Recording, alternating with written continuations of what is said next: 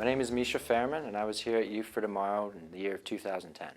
Tell us about your journey to Youth for Tomorrow. We'll talk about what you're doing now in a little bit, but what brought you here originally?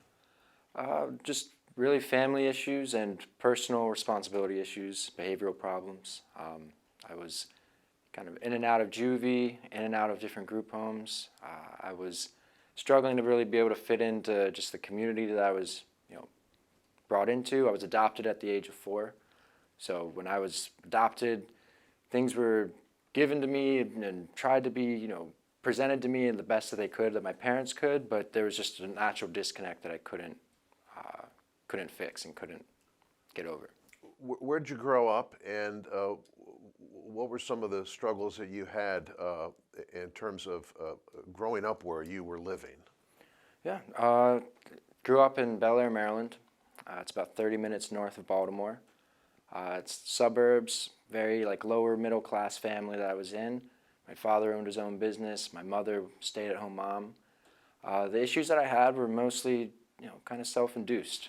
They were something to where I was getting into drugs. I was abusing the medication I was given. I was given ADD medication when I was younger, and learned at a young age that if I took a bunch of them and, ran to my room, I would feel a lot better than if I didn't. And I got addicted to doing that, got addicted to drinking, smoking weed, and got to a point where I was accelerating my negligent behavior as opposed to trying to get anything better. So how did it transpire that you came to Youth for Tomorrow? I had to make a decision. I was standing in a courtroom, and the decision was either to go to juvie until I was 18 or to go and give my parents' custody back to me and have them send me to YFT. I didn't know it was going to be YFT or even what YFT was at the time, but it was either juvie or going back with my family. What were your first impressions when you got here? Definitely not a happy person, put it that way. I wasn't trying to make anybody a friend, and I wasn't trying to belong here or fit in.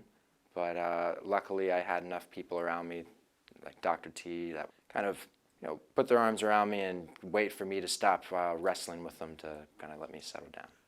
And you were literally wrestling with them? Yes, yeah. I mean, I've thrown a couple chairs at some people when I was here. I was, running away, and I was smuggling in, contraband, and just not being a great influence to myself or definitely to other kids as well. So how long and when and how and why did you feel that this was going to make a difference to you? It didn't really make a switch to me until it was right before the summer, they had a music program that was instilled where it was once a week throughout two and a half months, we were given the opportunity to go in this room and start to learn an instrument. And for us, it was guitar. And me and a handful of other students decided to go and try this class out. And the trick was that we would be given a guitar. It was one of those, plastic Walmart guitars. But if we were able to stick to it and by the end of the summer perform at this big performance that they were throwing, that we would be able to keep the guitars. And that was the initial thing. I was very skeptical about it, everybody was, and after the first lesson, I got hooked, and it changed my whole perception in terms of what I was able to do, or what I was capable of. Certainly foreshadows what was to come for you that moment. And I might as well ask you, in hindsight, what if there was no guitar? What if there was no music lessons? What if that was not part of the curriculum here? I don't think I would have gotten better. I don't think that I would have ever, strived for anything more for myself or been able to communicate with anyone. That was the biggest difference, was the ability for me to be able to play a chord or play a note and be able to feel it within myself and have it come out through the fretboard. Changed my whole life because it allowed me to finally be able to express something that was inexpressible to me. It was just my feeling. Did the staff sense that they had found something that was going to be able to have you focus on moving forward and improving? Yeah, it was something to where instead, I think probably the fathers at the home that I was living in, the Hazel House, they were the ones that were able to probably sense oh, Misha is, when he's frustrated or he's getting upset or he's starting to get in fights, instead of trying to continue to irk them or try to win them, now he's just going to his room and bunkering down and kind of, trying to express something to himself, or try to do it. It took me forever to be able to express to other people, but it was something to where once I was able to cultivate something within myself in my own time, it really allowed me to blossom.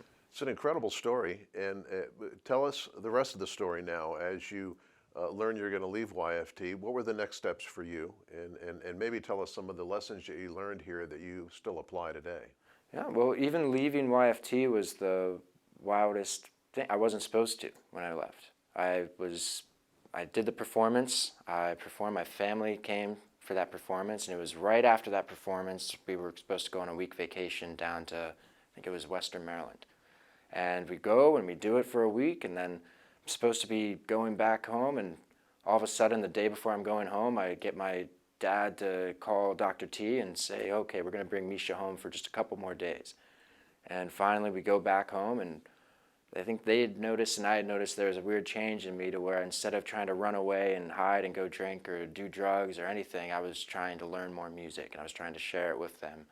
And they kind of noticed there was something that they could either continue going on the path of having me stay here until I was 18, or they could try to give me the opportunity to go back to high school. So I ended up going back to the private school that I was kicked out of, met with all the staff, all the teachers, principals, and ended up getting accepted back there. And doubled up on all my classes my junior and senior year, managed to be able to stay with it, stick with it, and not go off the deep end, and graduate on time. Congrats on that. What was next? Next, I decided for Go College. I went to Los Angeles because I had the wanderlust streak in me. I decided to try to take up acting, and within a year and a half, decided that was not not a good thing. It was kind of a lot of things that everybody's hearing about nowadays in society with that industry. I was learning in in my own experiences, and then I ended up going from there back home to study music because I had a beautiful roommate at the time that told me, not an actor, I'm a musician. And studied a little bit in college in Maryland, and then moved down to Austin, Texas about a year later. And so basically since then I've been there for 6 years. I've been hunkered down, just kind of sticking to it, bought a piano, started teaching myself how to play piano, bass, guitar, and this past year, honestly the past 2.5 months, I've been starting my own band, and it's called Acknowledgement. And Acknowledgement? Yes, yeah, it was, thank you, yeah, it was a weird thing of realizing that there's a lot of beautiful tendencies and descriptions for what that word even means, and it was understanding that it seemed very fitting for the group that I wanted to start. Really like that name. Tell me how this stay at Youth for Tomorrow helped you with your family, because it does sound like you come from a family that cares. Yeah, no, it was a thing of being able to allow me to understand that my family cared, and be able to allow myself to be loved, and to be able to learn how to love others that love me. And the thing too is that my stay at Youth for Tomorrow hasn't ended since I left. It's continued going. I mean, I call Dr. T almost once a month at least. Usually, sometimes it'll be once a week because something I'm going through or things that I'm trying to work through. And of course, there's no hesitancy, and he'll always call me back if you can't get back to me immediately. But it's that weird sense of knowing that this place has never stopped helping me and never stopped working with me or for me, if that makes any sense. Like, they're always for me. It makes a lot of sense, and it makes sense even though that you went back to the school that you said you were kicked out of. I'm asking, I guess, are you still in touch with them more than you are here? Yeah. Well, I mean, not as much as here. I mean, I'm in touch with a few. It's kind of the same thing. I'm in touch with. I was one of those strange kids when I went back, is instead of trying to become friends or become the leader of a bunch of the kids and my peers, I became more friends and more trying to understand the leadership of the adults that were around me. So the connections that I have from there as well as here are the ones that are from the adults that were help raise me and help guide me. Right. What part of this journey has been spiritual for you? Because Youth for Tomorrow is based on godly principles. I know that this chapel that we do this interview in was not here when you were here. Yeah, the whole part. I would say that's the surprising thing about really most of my life, is it's very much a spiritual journey. And the people that I end up meeting and the people that end up guiding me are the ones that I can tell, luckily, especially from this place, are the ones that are guided by God as well.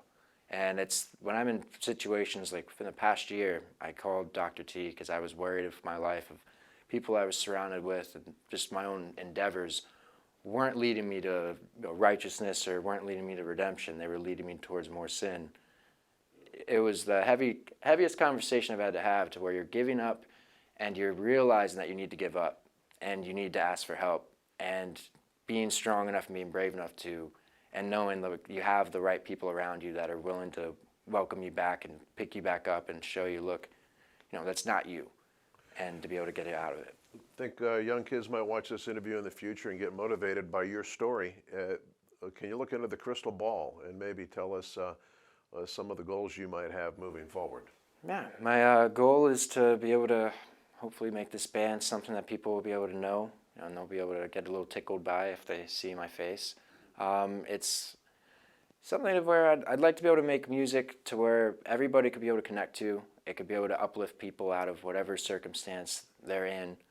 And also, if ever goodness comes to me from this music endeavor, or just in general in my life, I want to be able to help out other orphans. Because I think that what music did for me is something that is universal, and it's something that can be granted and given to a lot of other people. It's just not necessarily looked at or understood as what it is. And I think if I could give other orphanages the opportunity for instruments, musical capabilities for their kids that they're taking care of, that would be a great thing.